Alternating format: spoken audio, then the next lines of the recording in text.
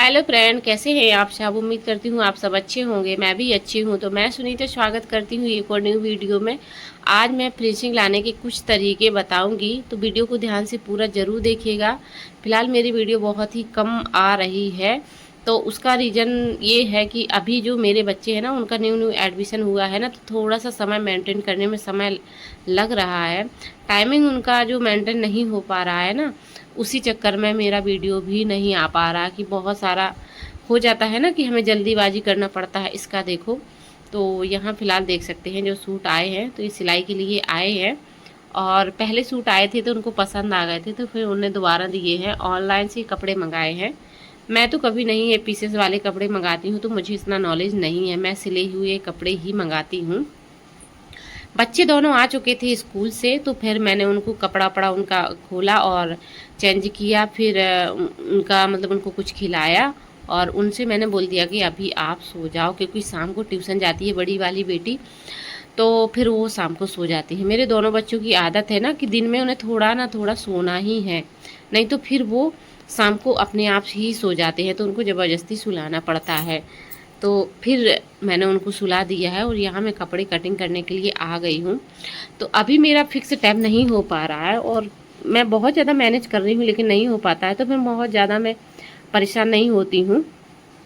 इसलिए परेशान नहीं होती हूँ कि देखिए, परेशान टेंशन लेने से काम नहीं चलेगा, करने से काम चलेगा। तो कर तो मैं पाती नहीं हूँ, तो टेंशन लेना क्या ज़रूरी है। तो फिर मैं उस चीज़ के पीछे भी नहीं पड़ती हूँ। मुझे लगता है कि धीरे धीरे ही सब कुछ होगा। आराम से करिए तो सब कुछ हो अपने आप हो जाएगा। मन में धैर्य रखना बहुत ज़्यादा ज़रूरी है। तो बस ये तो रहा मेरा थोड़े से प्रवचन नहीं थे, बस रूटीन था मेरा। और मिलते हैं जो बताती हूँ जो तरीके मैंने खुद फॉलो किए हैं, और मैंने मतलब खुद मुझे पता चला है कि किससे क्या चेंजिंग होती है, क्या फ़र्क पड़ता है। तो देखिए, आप कई लोग ये सोचते हैं ना कि हर चीज़ हमारे पास होनी चाहिए, हर मशीन हमारे पास होनी चाहिए, तभी हम परफेक्ट काम दे सकते हैं। ऐसा बिल्कुल भी नहीं है। काम की आप शुरुआत कीजिए, धीरे धीरे सब कुछ हो जाएगा। तो आज मैं बिल्कुल जीरो इन्वेस्ट पे, मतलब यानी बिल्कुल कम खर्चे में, खर्चा आपका नहीं लगेगा। आप बहुत अच्छे से फिनिशिंग के साथ सिलाई करके दे सकते हैं कस्टमर को, बिना उस सामान के जो आपको चाहिए है। तो उस सामान भी नहीं आपको लगेगा, तो और आप फिनिशिंग के साथ कपड़ा भी तैयार कर पाएंगे। तो देखिए, पहला ये है कि जब हम कपड़ा को काटने के लिए हमें सेटअप चाहिए, उसी पे कपड़ा अच्छा कटता है। तो ये माना है मैंने कि उस पर कपड़ा अच्छा कटता है, लेकिन ज़रूरी तो नहीं है कि सबके पास सेटअप होता है। अब जब हम काम स्टार्ट करते हैं तो हमारे पास कुछ भी नहीं होता है, धीरे धीरे ही सब होता है। तो आपको क्या करना है कि अगर आप नीचे कपड़ा कटिंग करती हैं, या तो आप कोई कपड़ा डाल लीजिए साफ़ सुथरा। आप बिल्कुल नीचे करती हैं ना, तो उस पर क्या कीजिए कि आप कपड़ा काटने से पहले थोड़ा सा पोंछा लगा लीजिए। पोंछा लगा लेंगी, सूख जाने दीजिए, उसको साफ़ हो जाएगा। फिर उस पर कपड़ा कटिंग करेंगी तो आपका कपड़ा बिल्कुल भी गंदा नहीं होता है। कई बार क्या होता है ना कि हम चाहे कहीं भी रख के कपड़ा गंदा, वो सॉरी कटिंग करने लगते हैं, तो कपड़ा गंदा हो जाता है, इससे अच्छा नहीं दिखता है। तो ये चीज़ को आपको ध्यान में रखना है। तो आपको सेटअप की बिल्कुल ज़रूरत नहीं है, आपको पैसा बिल्कुल भी खर्च नहीं करना है। ज़मीन से अच्छा कोई भी चीज़ नहीं है। ज़मीन पे आप करके देखिए। ये सारी चीज़ें पैसे पर होती हैं। पैसे हैं तो हम कुछ भी खरीद सकते हैं, पैसे नहीं हैं तो ज़मीन ही काम आती है। और ज़मीन तो देखो ऐसी चीज़ है कि उस पर हर काम अच्छा ही बनता है। हमको वो काम आना चाहिए, बस ये फ़र्क पड़ता है। दूसरा ये तरीका है कि आपकी जो कैंची की धार है ना, वो बहुत अच्छी होनी चाहिए। कैसी भी हो, उससे फ़र्क नहीं पड़ता है, सस्ती हो महंगी हो, लेकिन उसकी जो धार है ना, वो अच्छी होनी चाहिए। धार अच्छी होगी ना, तो कपड़ा अपने आप बिल्कुल प्लेन कटिंग करेगा। और अपना मतलब एक बात और आपको ध्यान रखना है कि कपड़ा कटिंग करते से पहले आपको क्या करना है कि जो पिन है ना, अगर आप पिन आते हैं टक करने वाले, अगर आपके पास वो पिन नहीं है तो आपके पास सुई तो होती हैं, उसको टक जरूर कर लीजिए, ताकि कपड़ा यहाँ वहाँ ना खिसके। कपड़ा यहाँ वहाँ खिसक जाता है ना, तो पल्ले होते हैं ना, जो छोटे बड़े हो जाते हैं। कपड़ा खिसकेगा नहीं, तो बिल्कुल दोनों पल्ले बराबर कटेंगे, फिटिंग से कटेंगे। और फिटिंग से कटते हैं ना कपड़े, तो सिलाई फिटिंग से होती ही है। तो यही बातें आपको ध्यान रखना चाहिए। तीसरा ये है कि आपको सिलाई जो मशीन पे करती हैं ना, वो मशीन आपकी मतलब सिलाई उसकी है ना, बहुत अच्छी आनी चाहिए। मशीन से देखिए, मैंने कहा ना कि जो चीज़ आपको चाहिए है वो चीज़ अच्छी होनी चाहिए। जैसे कि कैंची से फ़र्क नहीं पड़ता है, उसकी धार से फ़र्क पड़ता है कि धार उसकी अच्छी होनी चाहिए। मशीन से फ़र्क नहीं पड़ता है, मशीन की जो सिलाई आती है उससे फ़र्क पड़ता है। मशीन की सिलाई अच्छी आनी चाहिए। सिलाई अच्छी आएगी ना तो कपड़ा अपने आप फिनिशिंग के साथ सिल के तैयार होगा। मशीन आपकी चाहे पुरानी हो नई हो उससे कोई फ़र्क नहीं पड़ता, ना कस्टमर को ना हमें। सिलाई अच्छी आनी चाहिए। उसके लिए आपको क्या करना चाहिए कि आपको समय समय पर उस पर तेल डालते रहना चाहिए, उसकी सफाई करते रहना चाहिए। कई बार क्या होता है कि बहुत सारा कचरा फंस जाता है और हम परेशान हो जाते हैं, सिलाई अच्छी नहीं आती है। तो आपको मशीन पर ध्यान ज़रूर देना चाहिए, तभी वो सिलाई अच्छी देगी। सिलाई अच्छी आएगी, कपड़ा अपने आप फिनिशिंग के साथ तैयार होगा।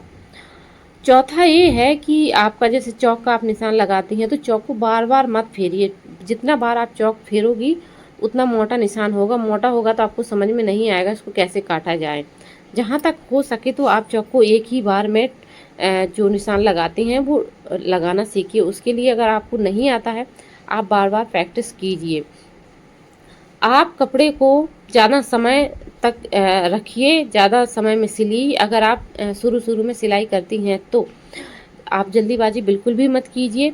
मेरे साथ क्या होता था ना कि जब मैं सूट बनाती थी पहले जब शुरू में, अब तो मेरे पास मतलब मेरे से क्या है ना काफ़ी जल्दी बन जाता है, तो मैं 4-4 5-5 दिन में एक सूट बना पाती थी। तो ऐसा होता है, हर बिगनर्स के साथ ऐसा होता है और होना भी चाहिए। देखिए तभी काम करने से ही स्पीड बढ़ती है, प्रैक्टिस करने से ही स्पीड बढ़ती है। और ऐसा कुछ नहीं है कि हमको काम आता है तो हम कभी भी काम कर सकते हैं, नहीं। आप काम करना बंद कर देंगे, आपका हाथ बिल्कुल वो भी बंद हो जाएगा, स्पीड उसकी भी चली जाएगी। तो आप अगर कंटिन्यू काम करेंगी स्पीड अपने आप बनी रहेगी।